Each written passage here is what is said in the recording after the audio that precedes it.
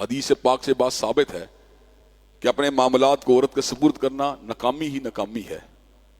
کسی حلقے کی قیادت بھی عورت کے سپرد کرنا یہ کامیابی کی علامت نہیں، خدا یہ کسی صوبے یا پورے ملک کی یا اس کے حوالے کر دی جائے. اللہ نے آیت الدین میں اس بات کا ذکر کیا ایک مرد کے مقابلے 2 عورت ہوں گواہ، کیونکہ عورت کے اندر تیقن کی کیفیت یا جو مینٹل سٹیبلٹی کی کیفیت ہے یا یاداشت کے اوپر جو ارتکاز کی کیفیت ہے وہ ایوریج لیول کے اوپر مردوں سے کم ہوتی ہے. ایکسیپشنل کیسز میں کئی عورتیں ایسی ہوتی ہیں جو بڑی جینیس ہوتی ہیں، بڑی انٹیلیجنٹ ہوتی ہیں، لیکن احکامات ہمیشہ ایوریج کے اوپر متعین کیے جاتے ہیں. ایک عمومی کیفیت کے اوپر ان کا اطلاق ہوتا ہے. عورت عمومی اعتبار سے اس قابل نہیں ہوتی کہ معاشروں کی قیادت کر سکے، جہاد کر سکے، ڈائیلاگ کر سکے، معاملات کو آگے بڑھا سکے. اس کے اعصاب میں اللہ نے وہ طاقت نہیں دی جو مرد کے اعصاب میں موجود ہے. کیا وجہ ہے؟ آدم علیہ السلام سے لے کر حضرت رسول اللہ تک ایک بھی نبی عورت نہیں گزری. کیا وجہ ہے؟ اس کی بنیادی وجہ یہ ہے اعصاب کی طاقت یا انٹلیکٹ کی طاقت یا ارتکاز کی طاقت یا ڈیسیژن پاور کی طاقت جو اللہ نے مرد کو ودیت کی ہے، عورت کے اندر وہ صلاحیت موجود نہیں ہے.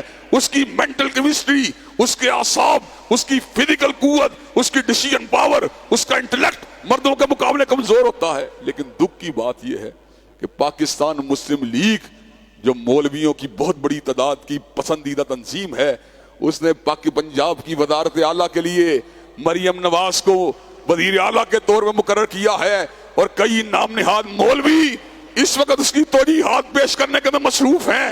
عورت کی سربراہی اسلام کے مطابق کل بھی حرام تھی، آج بھی حرام ہے، اور قیامت کی دیواروں تک حرام رہے گی.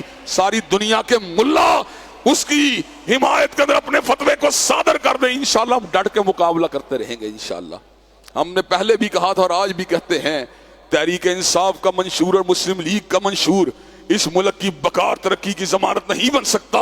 اس ملک کی بقا ترقی مضمر ہے، نفاذ اسلام میں مضمر ہے، کتاب و سنت کی بالادستی میں مضمر ہے، اور شریعت محمدی کے اطلاق میں مضمر ہے. اور انشاءاللہ اس کے لیے جدوجہد جاری رہے گی. کہیں جاری رہے گی انشاءاللہ.